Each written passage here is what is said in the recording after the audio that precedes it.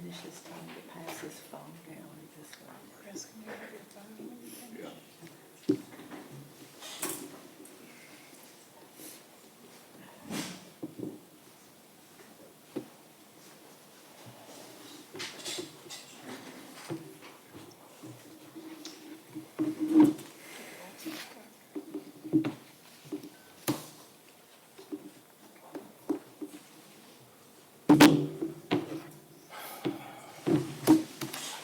Okay, notice that today is Tuesday, May 12th, 2026. It is now 5:03. Board of Directors for Williams and Travis County Municipal District 1. Let's go ahead and stand first. Let's do roll call first, sorry. Carol? Carol Laurel. No Avila. Beth Jones? Chris Rocco. Okay. And stand for the pledge. Ready? I pledge allegiance to the flag of the United States of America and to the republic for which it stands, one nation under God, indivisible, with liberty and justice for all. And take a moment of silence.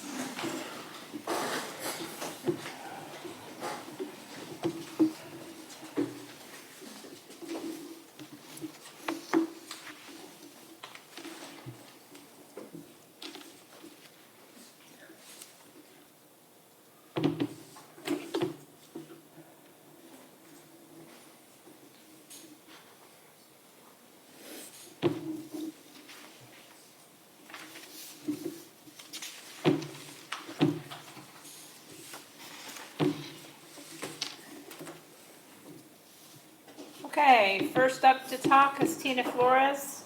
What agenda item? I'm not sure. Oh, let me get time. You're not sure what item? No. Cole, how do you want to do that? I think you give her 2 minutes. They're supposed to speak on something on the agenda, or the public can speak on anything on the agenda. PIR request, let's just do that. Okay, all right. So PIRs? Okay. whenever you start, I'll start then. After last month's meeting, I submitted a series of Public Information Act requests in an effort to verify several statements made publicly by members of this board. For example, a claim was made that someone entered this meeting room with a gun. I requested the records supporting that statement. The response, no responsive records. For clarity, the individual involved was Chris Rocco, who was asked to return to the firearm to his vehicle, which he did. Yet the public narrative presented here suggested something more alarming without any records to support it. I also requested the records supporting repeated claims that this district has more public information requests than any other MUD in Texas. Again, the response was no responsive records. So residents are being asked to accept serious public claims as fact while the district cannot produce records sustaining those claims. That brings me to a larger issue. Carol, your focus regarding public information requests has consistently centered on who is making requests and how many requests are being made. But the real issue is not the requesters, the real issue is compliance. As of today, complaints have been filed with the Office of the Attorney General of Texas regarding the district's handling of public records requests. That means additional attorney involvement, additional administrative work, and additional taxpayer expense responding to those complaints. In other words, the cost of public information requests is now increasing, not because residents are asking questions, but because the district is failing to produce records in a timely and complete manner. At some point, this board needs to stop treating transparency as a problem and start recognizing that transparency is the obligation. Hey, Cole, if we've got a problem with some of this, like, this thing about a gun return, that didn't happen. No, yeah, you mean if you can address it? Yeah. If you want to address, boards can handle it differently. If the board wants to address a public comment, you can do so and say. Okay. There was no gun. I had no gun, and it wasn't. Nobody made me return it to my car. You're making that up. Yeah, just like make up the lie about data and this. Oh, so okay. You're going to Okay. make something up. Okay, all right. Well, can we make a note that she's admitting that she made it up? She just said I didn't yes. make it up. Okay, Linda? Thank you. What did she make out? My next public comment will have the data after. Linda? Go ahead. How can she prove that? She can't, it didn't happen. Several residents of this district have contacted the Texas Commission on Environmental Quality, the Office of the Attorney General, the district attorneys for both counties, and their state representatives regarding concerns over this board's handling of taxpayer funds. Those concerns include the proposed $5.81 million bond application and the ongoing personal lawsuits initiated against district residents, including a sitting board member, over public participation in speech-related activity. To date, that litigation has already cost taxpayers hundreds of thousands of dollars in attorney fees and court-ordered payments. Our appellate brief has now been filed and is publicly available on mudeducation.org under the Freedom of Speech section for any resident who wishes to review the facts and filings directly. While no one can guarantee legal or regulatory outcomes, I can say this. The actions of this board are no longer confined to this room. They are being documented, reviewed, and scrutinized beyond the district itself. And ultimately, residents have another form of accountability in November, the ballot box. This morning, I personally drove the district using the top 20 alleged deed restriction violations that the committee of Beth Jones and Chris Rocco directed Sage Management to escalate to attorney John Leone. Of those 20 properties, I found exactly one issue that appeared corrected. One. After a year of Sage's involvement and months of legal expense, which has cost the taxpayers well over $100,000, the measurable results are effectively non-existent. That raises a simple question. The enforcement strategy is not producing meaningful results, so why does this board continue authorizing the spending? Residents deserve accountability, not just for what is said, but for what is accomplished with their money. I aim to give it to them.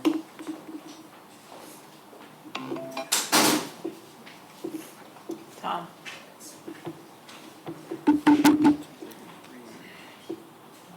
That was false. That is a false statement. What is a false statement? She can't talk. No, she cannot talk, but I can. A lot of deeds have been cleaned up, but a lot of yards are being picked up, and a lot of people that have things on their yards are being removed. Go ahead, Tom. Good evening, directors. I want to comment on bulk yard waste pickup and specifically the rules for larger branches and limbs that do not fit into standard brown paper yard waste bags. The current rule requires limbs to be cut into 4-foot lengths and bundled under 50 pounds. In practice, however, that requirement does not seem realistic or efficient for larger branch material. I have tried following the bundling rule myself and found that irregular branches are extremely difficult to bundle. After the big storm a few years ago, there were also essentially 0 properly bundled brush piles visible across the neighborhood. Residents overwhelmingly created loose, organized piles instead. Today I observed a land care curbside crew collecting roughly 10-foot lightweight branches and irregular wood pieces that would have been difficult or unrealistic to bundle. The curbside material had simply been stacked neatly for efficient loading. This indicates that the district has operational ability to do large limb pickups.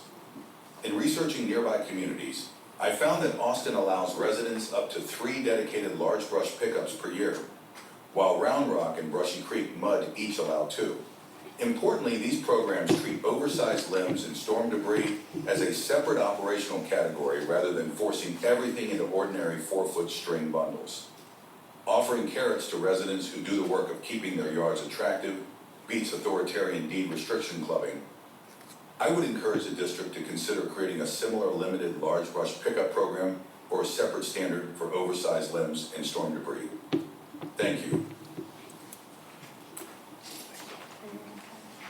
Oh, yeah, I think it's a good idea, and if more than one person comes up and says that we should do that, we should consider it. It'd be like a second, because there's only been one person that's said that. Anything else before we move on? Okay. Bookkeeper's report. Oh, we're gonna do a consent agenda, sorry, I'm thinking about too many things. Okay. Bookkeeper's report, approval of bills and invoices, and then the minutes. Have you guys looked at the minutes for March 18th and March 24th, and I know April 15th just Right, went those are out, the so I'm three. not sure if you guys had a chance. to I've do read those. them. I read them I've too, read so them. I should be good to go. Are you good to go? Yep, Okay, So we are approving. Well, as far as bills and invoices, yes, we had our meeting. We did go over them in great detail with Artesian and with Infomark as well. And it is I'm making a motion that we accept the bookkeeper's report as well as the minutes, all three of the minutes. Yeah, I'll second that. okay, any discussion? All in favor? Thank you. Okay, engineer's report. Okay. The first item we have is the CCTV project. We are still in coordination with Ames on processing the final pay application and issuing project completion. At this time, they've sent us one of the items that we needed, but we still need a couple more, so we are just in coordination with them. We're trying to get that by next meeting, but we're just in coordination with them still. Grant, can you speak a little bit louder? Yes, I can, sorry. Because I missed a little bit of that. Okay. We received one of the items that we need for the final pay application. Yes, I have the report, I do, but I would like to hear him. Okay, thank you. I'm sorry, go ahead. We received one of the items, but we still need a couple more, so we're still in coordination with them to finalize this project. The next item is the status of the lead and copper road revisions project. We received contact information from Director Rocco on April 14th, 2026, and we scheduled a meeting for May 11th, which was yesterday, and we met with the contact and the attorney. The contact provided Westwood with information that will be used to finalize an affidavit for the contact to sign. The contact stated that his company was only involved in the installation of service lines from the meter box up to the house.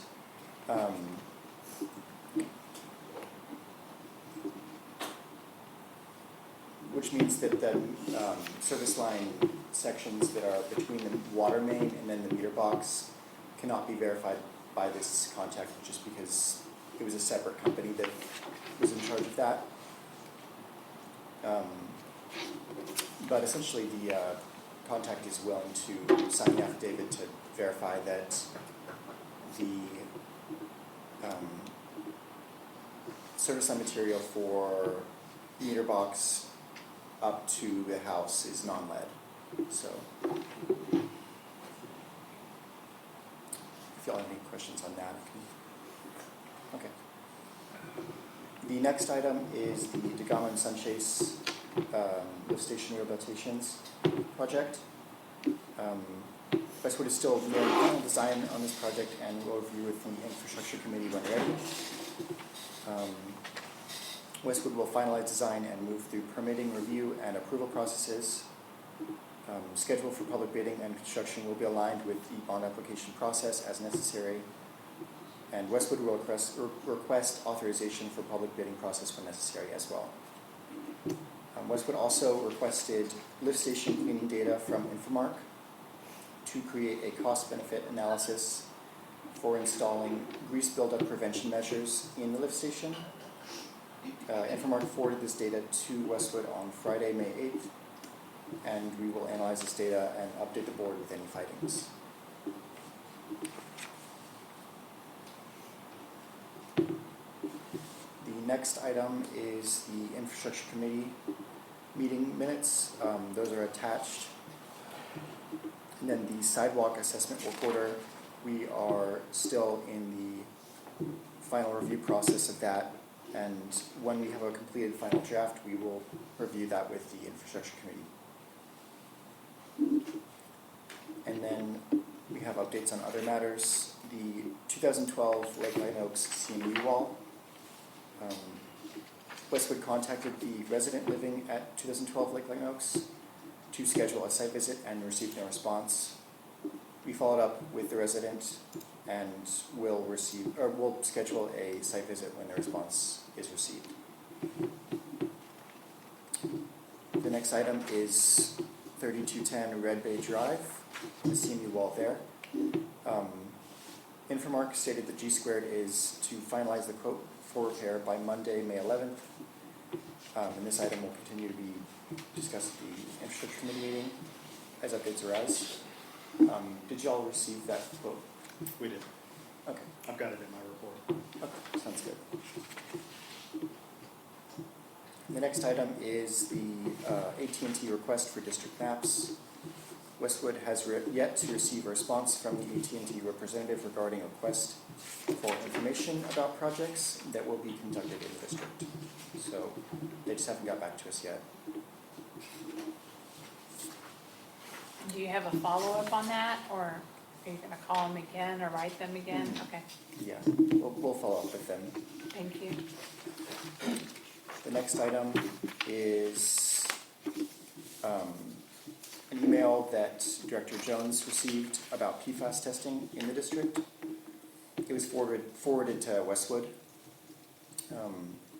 According to the TCEQ, purchased water systems are exempt from the PFAS testing rule. And Westwood reached out to the TCEQ and confirmed that the district is classified as a purchased water system, so we don't need to worry about testing for PFAS. Thank you. And then the next item is on a PIR response. We responded to a PIR requesting email correspondence between Director Rocco and Westwood regarding contact information for the lead and copper project. And then the final point is on water accountability data. Westwood requested water accountability data from Infomark at the infrastructure committee meeting to better understand the water accountability issues experienced by the district. Infomark forwarded this data to Westwood on Friday, May 8th, and we will analyze this data and update the board with any findings. Thank you. General Manager. New business.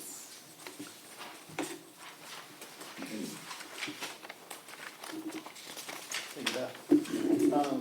The water accountability for the period of April was at 86%. Again, a streetlight survey was conducted on April 2nd. No outages were found to be reported to PEC. The pond inspection was completed on April 7th, and we're still finalizing that report, and we'll forward that to the infrastructure committee once completed. For the billing period, there were 97 delinquent letters mailed, 74 tags hung, and 15 disconnects during the April period. General notes, there is the AWBD conference, which will have a client appreciation event up there in Grapevine on the 19th as the conference begins. Y'all are obviously invited. The other item was the internet speed here at the building. I reached out to Caleb at Touchstone, and he did some remote tests of the internet speed. He estimated that the upload speed, which is kind of what's needed for the streaming of the videos, is only about 10 megabytes per second, which in today's standards is pretty slow. He recommended 20 plus would be satisfactory. Your current provider is Spectrum Business Internet. The service level that you are subscribed to is 400 megabytes per second at a cost of $114.99 a month. They do have faster services available, but then I also contacted AT&T Fiber. They did confirm that fiber service is available now to this address since the fiber was laid by the contractors in the community. You could go with, they have 3 different levels, 300 megabytes, 500, and then 1 gig service. Even at the mid-tier of 500 megabytes, it's less than what you're paying now at $100. If you want to switch, there's no installation or equipment fees with AT&T. So, Yes. Well, Great. sounds like good. You want to vote on that? well, Or do you want to wait until you finish? The other recommendation specific to the internet that I would put as a caveat, if you do decide to try AT&T fiber, I would leave the Suddenlink connection active for maybe a week or two, kind of as a backup in case something's not kosher with the AT&T setup. And if it didn't work, but I don't see any reason that it wouldn't work. That would just be my recommendation, to have a little bit of an overlap where all you have to do is swap some cables in the office and you could No. bounce back to the Spectrum service. Spectrum. Cut through. How long will it take AT&T to get it set up? I've seen trucks I know, in the yeah. district, maybe a week, probably less than that. Okay. Being that it is a business service and I'm not sure exactly where the fiber is going to be run, that may be somebody different than a standard residential installer. So it could maybe take a little bit longer to get the installation scheduled. Because right now we're only at 30. 300 megabyte, or I'm sorry, 400 megabytes for the current Spectrum. And I would recommend probably bumping up to the 500 megabytes. Yeah, that's what I think that too. Spectrum realizes that with AT&T in town with fiber carbon, that there are, it's a big competition. Sure. And they will cut fees as much as 50%. So tell them if they can beat AT&T's bid and speed, that we'll consider staying with them. Spectrum offers the stated pricing, obviously. If they offer something lower, that would be better. Right. But their stated speeds are 500 megabytes. And that's what you wanted to go with AT&T? That's what I would recommend. Okay. I mean, you could go up to the gig for Right. an extra But $40 if you don't a need month. it. But, yeah, Yeah, we'll see if they'll match AT&T's price. at the 500 megabytes. Right. Okay. And if they don't, They will. did yeah, say it's not that fiber, we need fiber. even to stay with Spectrum, to upgrade the speed, they have to change out the little box, the router. Yeah, well, that'll have to be In the included office. in the deal also. And that's a $99 No, charge. they'll have to include that also. They will. Okay. They didn't for me at home. You didn't push it Well, like that. okay, I mean, Okay. okay, I got way Daryl, cheaper with is it. this something that you're asking us to make a vote on, or are we just telling you Yeah, to? we were thinking about that. I'm providing information if you want to instruct me to try to negotiate with Spectrum or start Yes. service with Yeah. AT&T, then yes, a motion would be. Let's Right. make a motion, and whichever one you can get that's a better deal, then please do it. Right. That's how I feel. Okay, I'll try and negotiate with Spectrum Okay. first. But And if this- you don't get what you need, If they won't switch move, it to we're willing to AT&T. try AT&T. and at the same time, I would like a little more information on how long is it going to take AT&T to do whatever they gotta do to get us 10 up and running. Yeah, 10 Well, minutes. I understand that, but this is a little different than coming to a house. I'm And- sure the installation itself is probably 3 to 6 hours, I'm guessing. Again, I don't know, I know they laid fiber in the Yeah, road out right, there, right. but I don't know what they have to do to bring it across Right, this right. building and everything like that. It would probably be a less than a day job. Yeah, it's. Okay, someone wanna make how you wanna stay, do you wanna make it?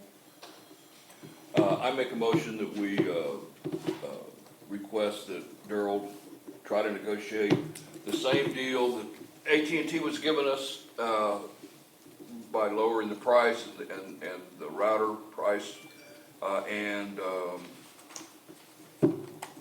If they don't, if they can't or they won't, that we, I guess we go. Do the carbon fiber, fiber. 500 AT&T. Right. Okay, thank you. Any other talk on that?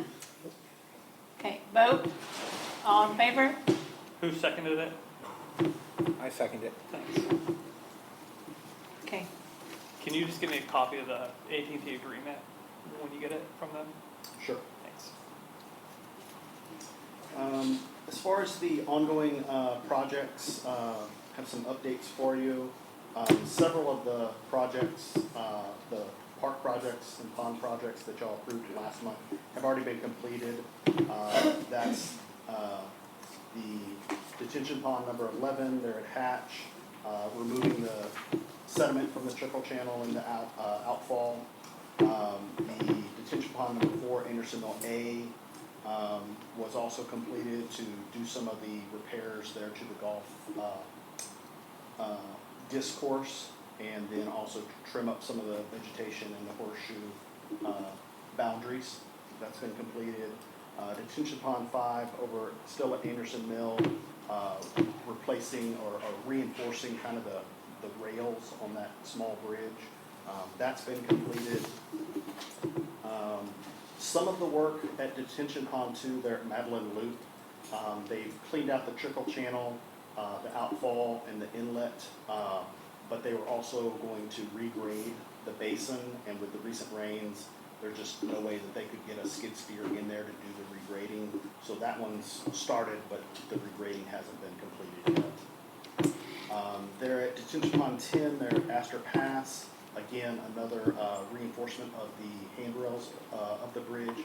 That's been completed. The controller replacement or repair there at for the generator there at the Degama lift station. That was scheduled early this week. I don't know if that's been completed yet, yesterday or today. I need to get an update from operations on that. And then same scenario there at Detention Pond 6 at Cashel Wood. They repaired the Gabion wall, the wire that was broken and needed repair. They've removed the sediment from the splitter box, but they haven't been able to regrade the basin again due to the wetness. And then detention pond number 7 was another regrade of the basin, and that's still pending the area to dry up. The first item that I had for your consideration was the internet that we've already discussed. We do have an estimate for the leak detection that we had over there on Woodridge. That estimate to cut into the street, repair the service line coming off of the main going to the residents is $7,232.55. Did you ever get a quantitative idea of how much per minute the thing is leaking? I'm not gonna know until we dig. But the bid is, or the offer is how much, 7,000? $7,232.55. Do they plan any more work, or is that it? This quote is just for that repair. Okay, and they don't anticipate, they're done with their diagnostic work, and this is what they found? That was the only detectable leak that In Samco the entire was- district? No, only in that narrow scope that we asked them to look. Okay. That was not a district-wide, that was, I think, $2,000 quote from Samco. Right. It was only listening for leaks in that small designated area.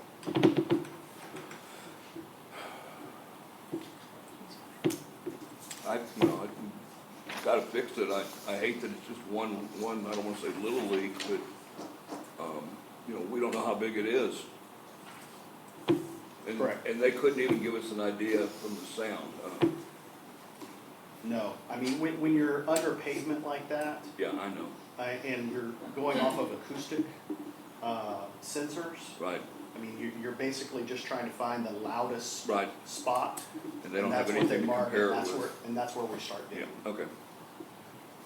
I make a motion, we just got one bid? I mean, could we get, That's for Infomark to do the work, and Alpha Paving to do the paving repair after we're complete with the fix. you wanna give over the one bid? And I've got a few other items if you wanted to do them, or if you wanna make motions for each one, it's up to the board. So you haven't gotten any other bids? The only other bid would be trying to get a different paving contractor. They've tried to get multiple bids. Alpha Paving was the only one that responded. It seems like it needs to get done, so let's, Say it again? it looks like it needs to get done, Yeah, I agree. so let's I move just to. hate this one person. it's considered a small job, is that, Unfortunately, yes. what do you think, Carol? Well, yes. All right, I'll make a motion that we get, Mark to get this thing going and get it taken care of and repaired and, how long does something like that usually take? It's a day job. Okay, And now, the pavement, we'll Yeah, have to right, coordinate right. with them. That will probably be, the next day, to schedule and get that coordinated, because they've got to come in, they've got to compact, everything before they Right. put in the new pavement. and y'all will let residents know that you're gonna be doing this, and, okay, it'll be a big surprise. Yeah, Okay. and it's mainly going to impact the one resident, Right. that's their service Okay. line, because Okay. it's a little ways from their driveway, so we'll make sure and Okay. reach out to them and contact them. Can we get a second on that? Approval? I'll second. Okay, all in favor? Right. The next item is a quote for your Google Drive licenses. Again, it's not up for a few months, but they sent the quote a little bit early. It's for your same 6 active and 7 archive licenses that you currently have. The annual amount is $732. If we did that every year, do we need to approve it again? I guess. I mean, you can, just so you have it on the record, so. Make a motion that we approve the Google for $732. Can I get a second on I'll that? second that. All in favor? The next item is the latest CCR, your drinking water quality report. There's a copy of the draft in the packet. Just kind of is the public statement of the quality of the drinking water. That's required. We don't have to, I mean, you're just gonna publish that, right? Just need the board to approve it. Okay. I make a motion, we approve what's called CCR, CCR. the 25-26 CCR. I'll second that. Any discussion? Nope. All in favor?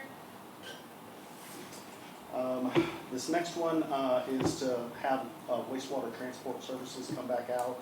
I know they've recently cleaned all of the lift stations, I think it was the end of February. But lift station number 2, the Gama, it's already got lots of fats and greases and oils collecting at the top of that lift station, and it's in need of cleaning again.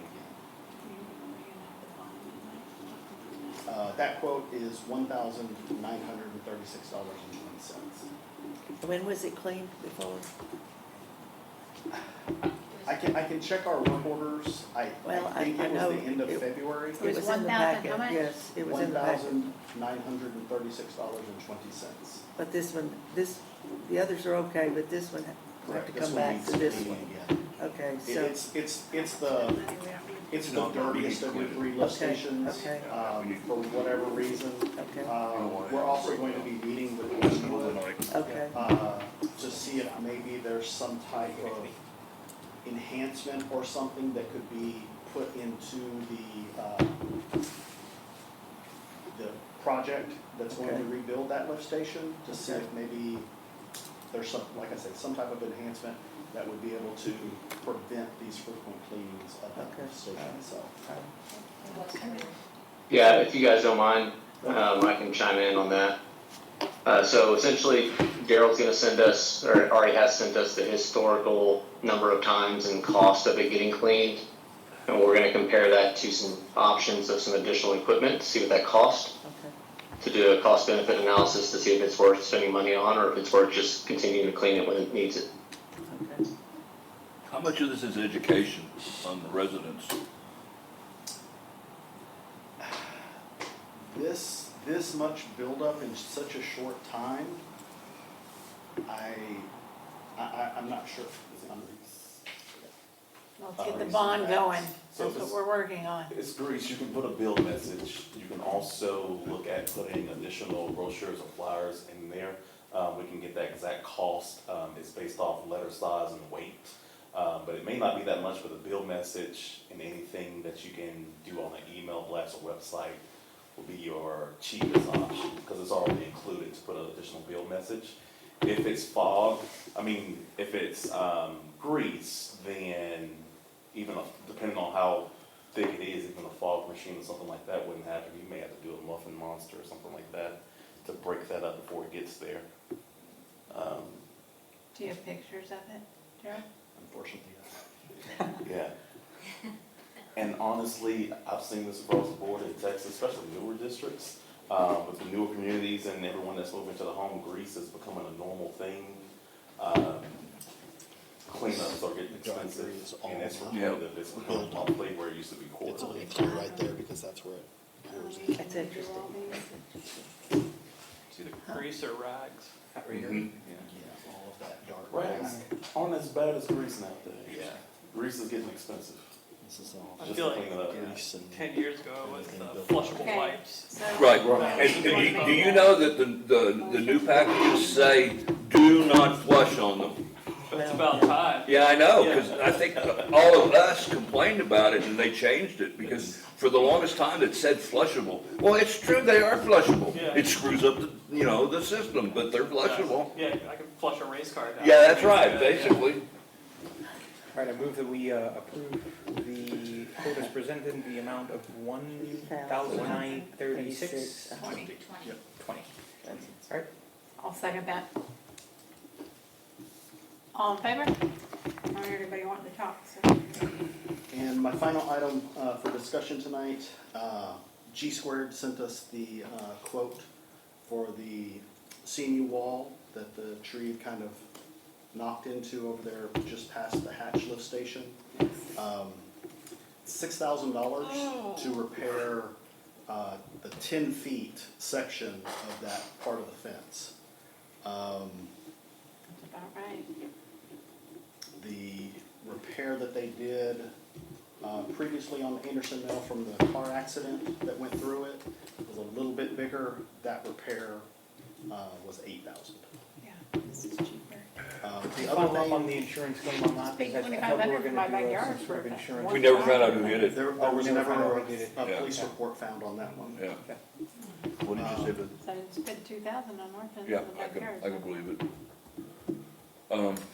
The one thing, the other comment that I'll make on this, I've had repeated attempts to contact the resident. I have not been able to make contact with them because they or the district need to have that tree removed. Well, that's what I was believe gonna it's- say, I don't wanna have it's dead. to come fixing it again. Exactly.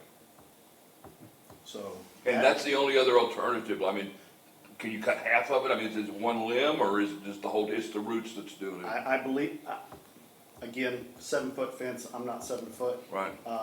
But it looked like the entire tree had fallen over. And it was, Did you check to see if Lancair's got an arborist on hand? It would sure be nice if he said, that's what we need to do. okay. Okay. I can check with Lane Carroll. Okay. How long do we want to leave this tree there? So We'd get it the, done this month.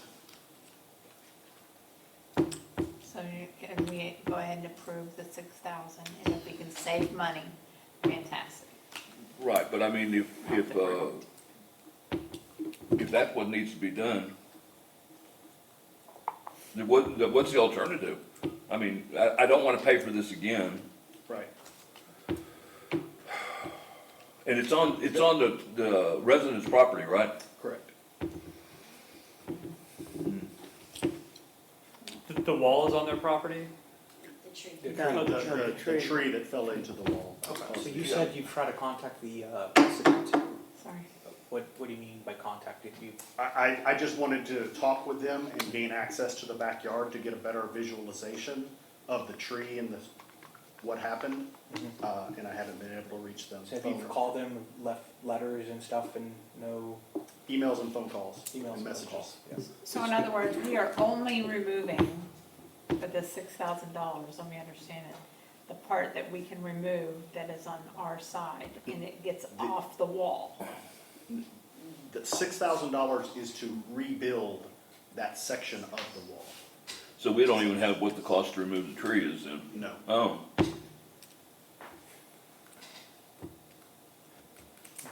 Yeah, I was on the same page. I thought we were removing the tree. And G-Score did say that they could remove the tree, but I don't believe that's included yeah, in the it doesn't sound like $6,000. this. No, you have to have I that don't- permission. Well, we don't want to take the whole tree. It's not our Yeah, tree. It's their but- tree. Is there a possibility of, if we can make contact with the resident, saying we are responsible for the wall, it is your tree? If we could offer them a good deal on helping to remove that tree or whatever the arborist or whomever the tree specialist is says needs to be done. If we could say it's X amount of money to get that done, we would offer to pay for some part of that or all of it or whatever. But because it sounds to me like just fixing the wall is not fixing the problem. It's gonna happen again, I guess. Oh, the tree's just hanging there. That's correct. The tree does need to be addressed before this work can happen. Well, okay, I would like to know, try very hard to find out what a tree specialist guy says Okay. about the tree. And then see what if he can tell by looking from the outside, if we can't get to their backyard, then by looking from the outside. And say something. And then we can, like I say, I would think it would be right to offer them a deal of some kind to help them in the removal of the tree. I mean, if the tree is encroaching in our property, That's which true. that should be an easement, Yeah. don't we have the right to kind of tell them, you need to pull it back somehow because it's over our easement? Is that, Well, I don't know if it's an actual easement or if it's district property. If it's district property, it's your property. So it's kind of like neighbors. When the neighbor's tree goes under your, you can trim the tree line up until your fence line to block it. I mean, you would need to confirm, one, is the CMU wall on an easement? That's property and they granted it to you, because then we need to look at the actual easement document to determine. You should have that information. I can look and see, I mean, in district records Yeah, possibly, that's what I mean. Or if not, then we need to, if it is district property, then we can just contact them, and any part of the tree that's on district property, you all could remove. But it sounds like if the wall is, you know, you might have to cut it to a certain point or have access to their property to be able to actually do a decent job with the tree. so what's a recommendation? Because if this is gonna continue to cause issue, it puts our property at risk. I'm wondering if we can just tell them, you need to cut it down or do something. Again, that's why I was trying to contact them, to have a conversation, go in their backyard and view the tree, just to see what's going on. I mean, if the tree is totally dead and, roots are sticking up out of the ground, then. Why don't we send a certified letter? Okay. Do we need to approve that? Just direct them. Yeah, go ahead and vote on that, because if it's do you want to do the certified or do you want our office to do the certified? Well, Daryl's Okay. working on it, so just let him Can know. we, Sure. yeah, if he's not responding, can we have, and it seems to me this is urgent, can we have something legal in writing, just stating, hey, we need to get this done from our attorney? Yeah, I mean, I would recommend probably first coming from Infomark to make it not, no one likes to get a letter from an attorney, Right. I'll put it that way. And then if they don't respond, then my office can send another email, exactly. Can we leave it door tagged first, so the tech can leave it door tagged to have us? That's a good idea. Yeah, door Try tag it. that says, please I mean, 10 call. days later, if we don't hear from them, let's follow up Yeah. with the other. What street is this on? Set 3210 Red Bay. Okay, so that's the hatch section. Okay.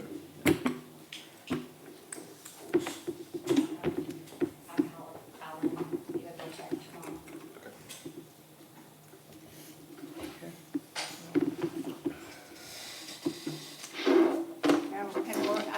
And that we are willing to work with them.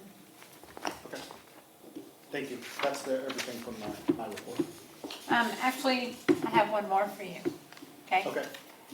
The pictures that were sent to you regarding the park, pictures that we sent for the park that has the new issues that I said to you, were you able to talk to anybody about that? Or do you want to leave that for our next meeting? The trash and everything that was in the one pond. It looks like somebody ripped the carpet off the Oh, pond. I'm trying to get quotes for that. I don't have any updates on that yet. Okay, so next meeting. I think it's just wear and tear. Because I went by there to get better pictures and also to measure those two beams, for lack of a better description. But the turf, it kind of looks like, just from age and wear, that it's starting to peel up some, and all that white is the padding that was Padding of underneath it. that artificial turf. Okay. So Is that what it is? Because it looks pretty, it's essentially a form of artificial turf, just really short. But yes, I've Okay. contacted a couple vendors and trying to get quotes on that. Thank you. Just And that's as- really all that we had on parks. Yeah. So that was 9A we just discussed. Okay. Uh, oh, shit, You do? yeah. So where are we on the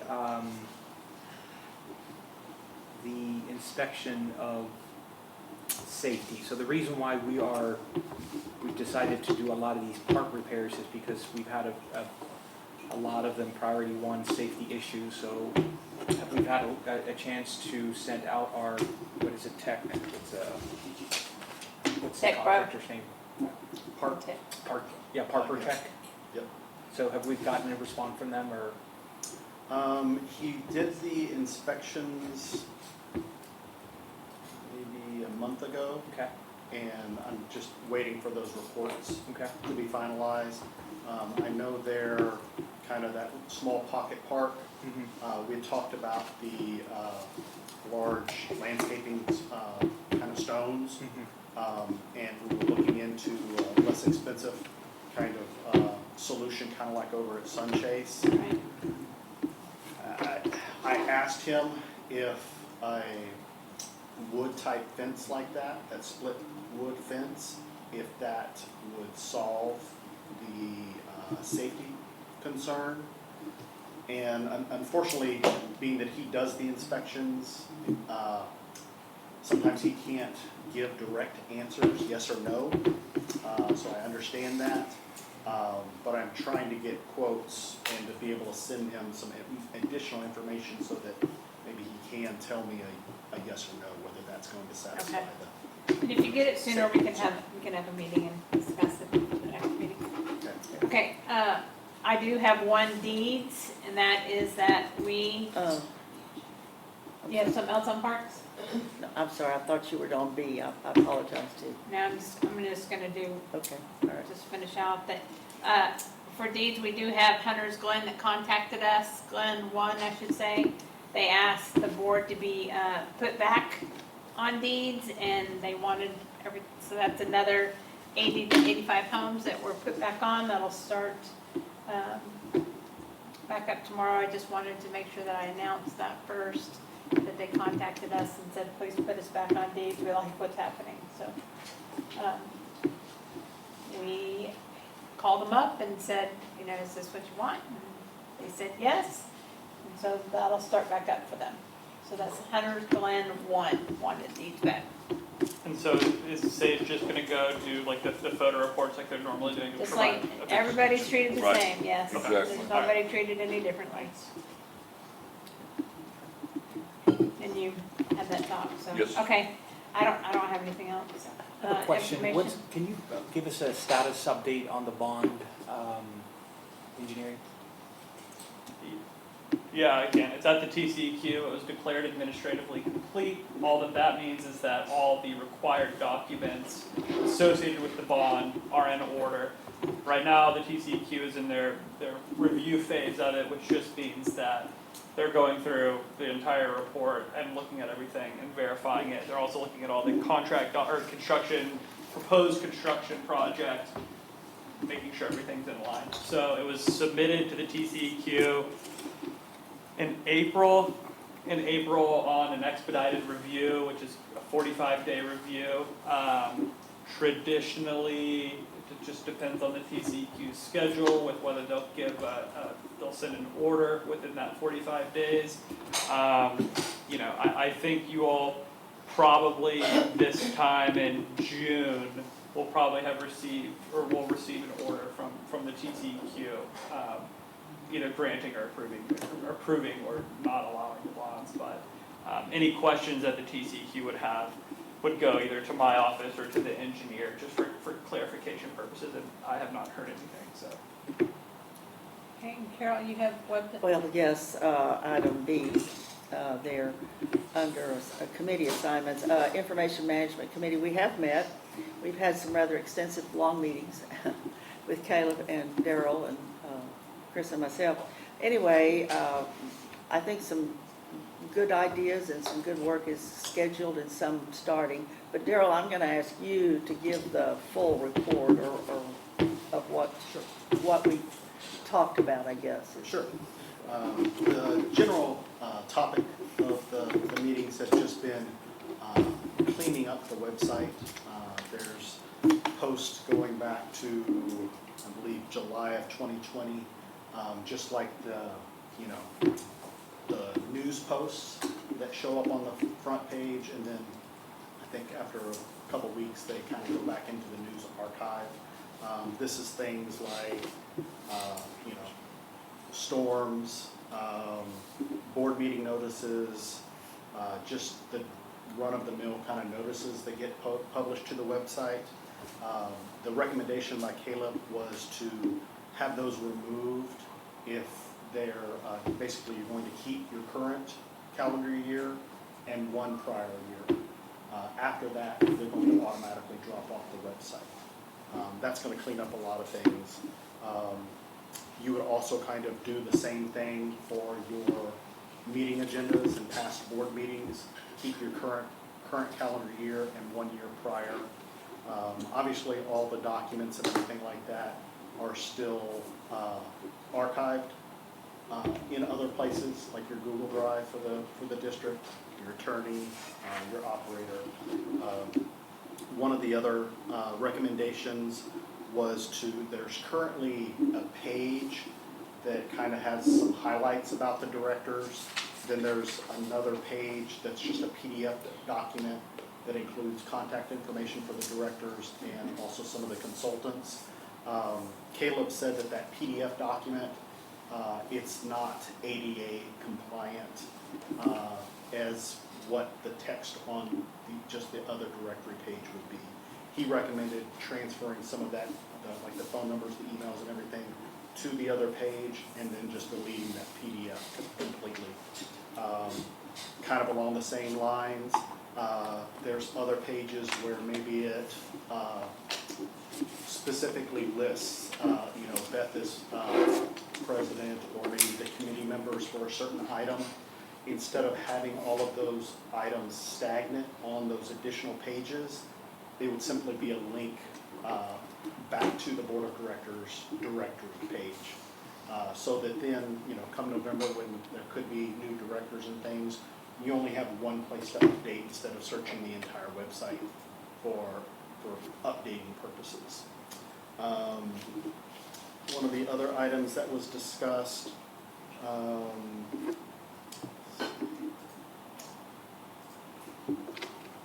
yeah, that was really the main items that were kind of discussed and brainstormed. The only other item that still needs to be tackled is the actual documents page. I think there's over 200 documents. Again, some of them are very, very old. Amendments to amendments to amendments. They're not legally required to be kept on the website, so Caleb was essentially recommending to remove anything that's not legally required. Just, again, in an effort to clean up the website. Yeah, I agree. I don't think we should have stuff there that's not. I agree too, and these all, Yeah. and there's some stuff we probably need to keep on there, but not much. We're looking at it. We're looking at that page. So, if you'd like me to direct Caleb to start taking action on some of these recommendations, I can. Yeah, we wanted to bring it to the the committee want to bring it to the board, make sure they were on the same page. so they were- aware what we're thinking, Yeah. how we're thinking, what Right. we're doing. I mean, because one of the alternatives is just to say, no, we don't want to go with them, we're going to go with someone else and start all over. I don't think that's necessary. Yeah. Well, Caleb is responding, I think, very well. Right. And he's done some, he's quite knowledgeable. I think he does work for several MUDs. And that's important. And he does know what should be there legally, timely, wise, and not, and things that need to stay all the time, and things that need to be moved or taken off, whatever. But we do need to spend some time. We need to spend some time looking at that extensive amount of information of documents. We need to archive or what, so. That's where we are. Is that all right? Any questions? Good progress. I don't know, do we need a motion for them to direct me to have? No, I mean, it sounds like y'all aren't taking any action yet, you're just, Well, we have, yes, we have. I mean, We haven't gotten him to start doing anything yet, so that's what this one's about now. we've not been, I mean, we've set some parameters to have, like you said, 1 year, one last year and the ongoing year. And then what do you do with all the rest of that? Well, right now, it's like, let's move it to archive and then let's look at what we've got. And then, I mean, and then the duplication is a critical thing. There's significant duplication of things that appear in more than one And it's place. just confusing. Yeah, and so that we have some clean linkage, clean connection. And I think he's working on that in making that possible. Like I say, getting rid of the PDF page itself completely, but getting all the information on the regular page, whatever you call it, the regular page. So, I mean, do we need a motion to tell him to keep moving forward, or? I mean, I think if let's just for simplicity's sake and for everybody, just so we document it, just do a motion that just states you're requesting Caleb just to go through the website.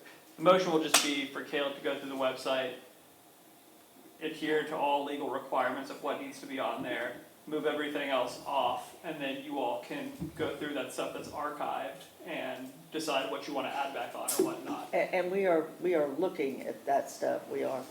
Okay, a motion, I make that motion I'll second that motion. direct Caleb with that. All in favor?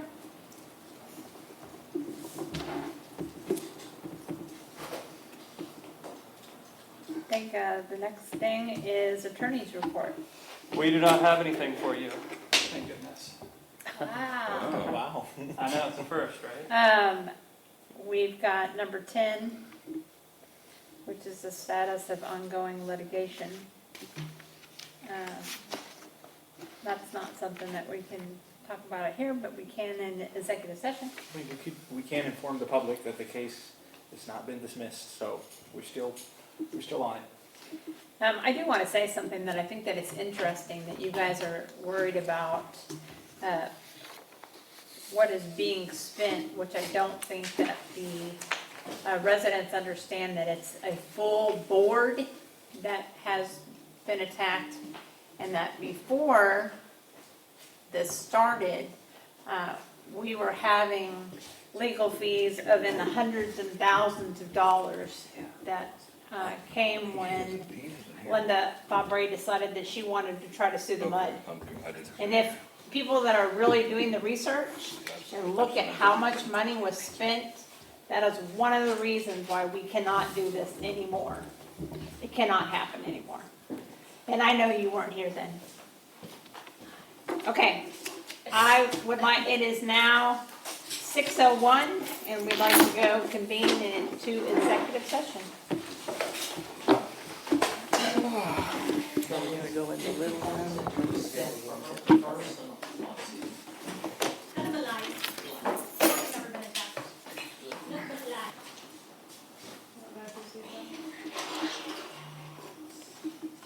Is this all part of that? For what? What did we go into executive session? 6:01? I wrote it down, let me see. Approximately. I'm sorry?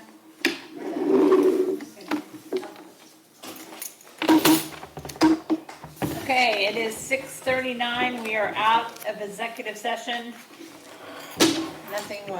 We have nothing to vote on. We have nothing to discuss. We have nothing further, I'll make a and motion to adjourn. I will second that. All in favor? Do you have anything else you want to talk about? No, I'm in favor. Anything you want to talk about? Nope. Anything you want to talk about? Nope. Okay. All in favor to adjourn? Aye. I wrote down 6:01. I just put that down.